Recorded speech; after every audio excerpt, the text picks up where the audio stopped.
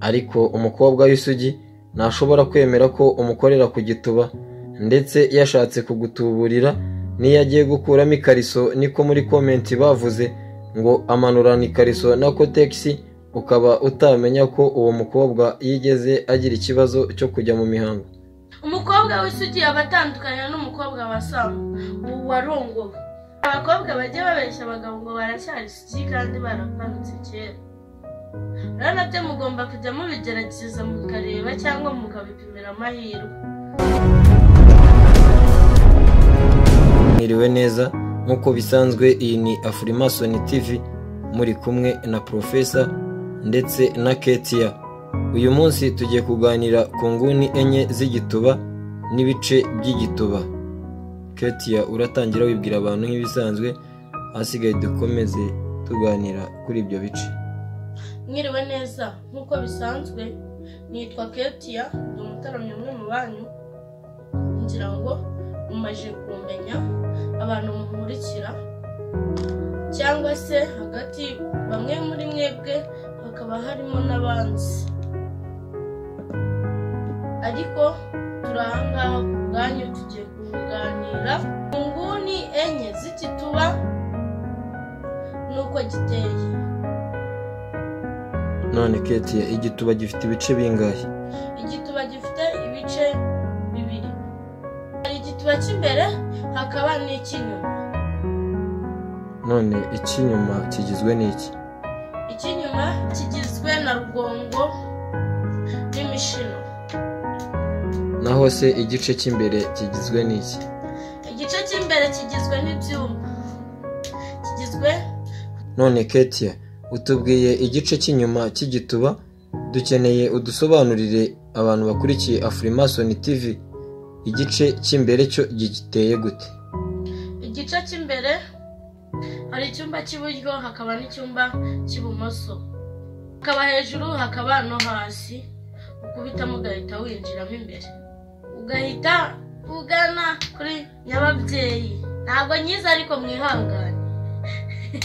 Iyo se siyo baba bita koridoro Ketia? Byashoboka ariko ntabwo ndayibona, umunsi nayibonye nzayibasobanurira. None se Ketia, ushatse kubwira abafana bawe ko waba uri isugi utararongorwa ngo wumve uburyo imboro ndacyari isugi, ntabwo ibyo bintu ndabikora, inyeganyeza imishino? None Ketia, ntago imboro irazunguza imishino yawe cyangwa ngo izunguze ibyo byumba byawe maze ishimashime rugongo unyarire kamera imbere y'abafana? Ntabyo nzi, nimba nyarira imbere muzabibona, imbere ajyaza bari umuntu ari kubikora. None Ketia, ese uyu mugabo ubu kamera nta kintu ajya kubwira? Yewe mbega umugabo afite umugore hariya hirya nibamba, aba ari ku muryango yumva, watagira kabaye gato yataha akamutwigisha gute. Abafana ba Ketia, njyewe Professor mbabwira ko ntago Ketia tujya dukora ibyo bintu. Ketia ni akazi, mama w'abana uranyumve, utazakankamira mu kitoze. Aka ni akazi, wibuke ko iyo nzanye umugati utajya uwusubiza inyuma, tuwusangira twishimye ndetse tukagana aheza. None Ketia, iyo ni gute umusore yarongora umukobwa w'isugi, cyangwa umugabo ni gute yarongora umukobwa w'isugi?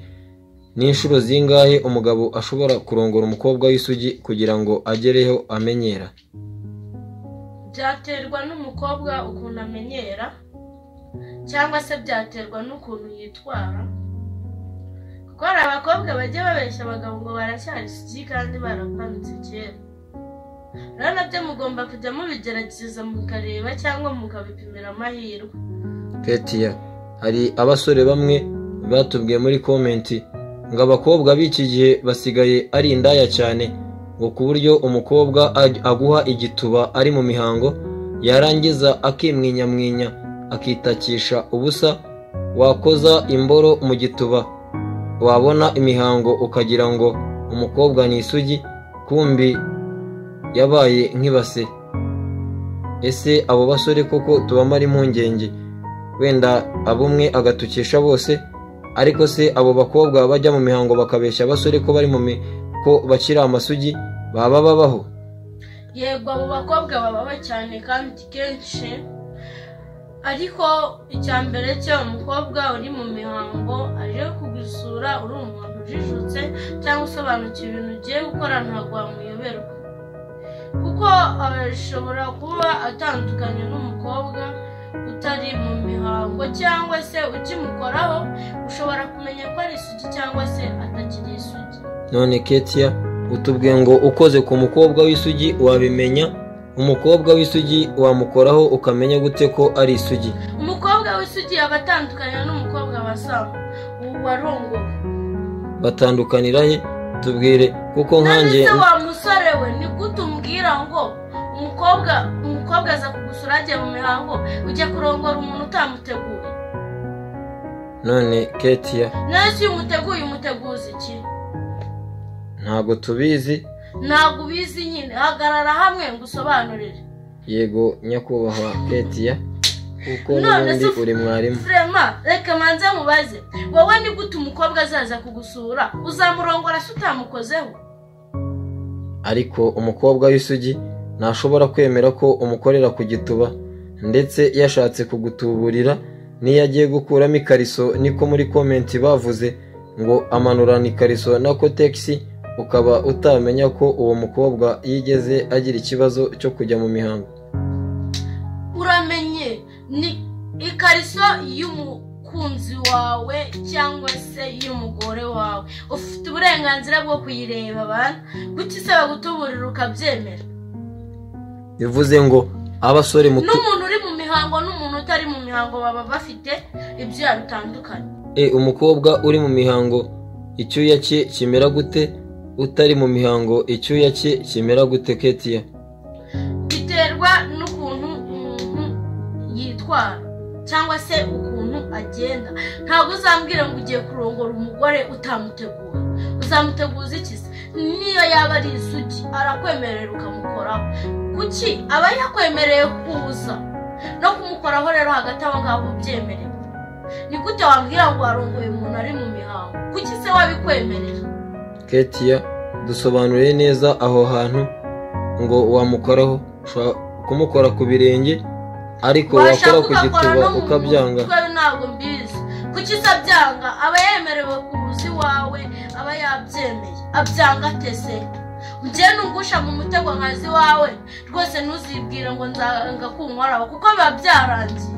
None Ketia, hari abakobwa cyangwa n'abasore batubwiye ngo gufata umukobwa ho w'isugi kumukoraho ngo biragorana, ngo no kumurongora ngo umera nk'umwibye igituba, kuko ngo uramushuka umubwira ko ugiye gukozaho, warangiza ngo ugahita uyidubikamo yose. Ingari nayo mpamvu ngo umukobwa wamucumisa imboro bwa mbere gashobora kuvuza induru, kuko umusore aba ameze nk'umwibye igituba. Ese nibyo cyangwa aho barabeshya? Ahubwo umukobwa aba yatunaye nawe yifuza ko iyo mboro yayimugeramo, nawe akumva ubushagarira ndetse n'uburyohe bw'imboro. Hari igihe aba yatunaye ari byo, ariko hari n'igihe atatunara, kuko niyo umuntu wabambaye ntabwo ushobora kumuyobera. Umukobwa washatse imborosha yewana yaturuka hano akajya kuyikura icyangugu. Anyway, rero mu gutunara k'umukobwa ushobora kumurongora atabishaka, biba bigaragara. Ushobora kuba umurongoye abishaka, nta mahano ushobora kugutera, ariko nyamara akiri isugi.